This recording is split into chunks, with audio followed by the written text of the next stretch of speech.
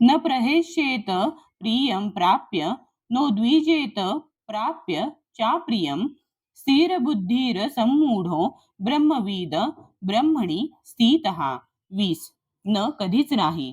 प्रहेष्येत हर्षित होतो. प्रियम प्रिय वस्तू. प्राप्य प्राप्त झाल्यावर. न होत नाही. उद्विजेत विचलित. उद्वेगित होतो. प्राप्य प्राप्त झाल्यावर. च सुद्धा अप्रियम अप्रियाला. स्थिर बुद्धी ही स्थिर बुद्धी. सम्मूढ मोहरहित.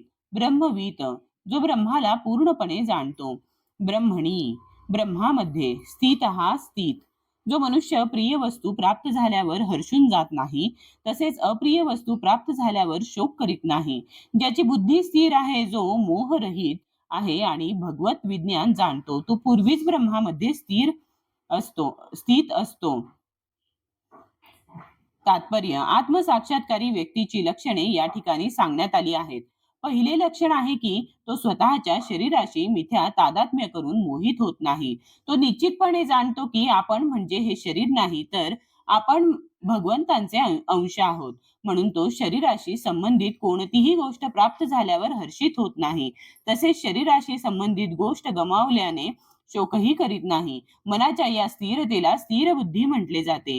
म्हणून तो स्थूल देहालाच आत्मा असे चुकीचे समजून मोहित होत नाही, तसेच देहाला शाश्वत मानित नाही आणि आत्म्याचे अस्तित्व अमान्य करीत नाही. या ज्ञानामुळे तो परम सत्याचे संपूर्ण विज्ञान म्हणजेच ब्रह्म, परमात्मा आणि भगवान जाणण्याच्या स्तराप्रत उन्नत होतो.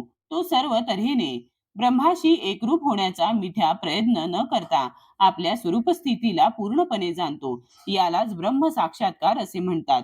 अशा स्थिर बुद्धीला कृष्ण भावना म्हणतात.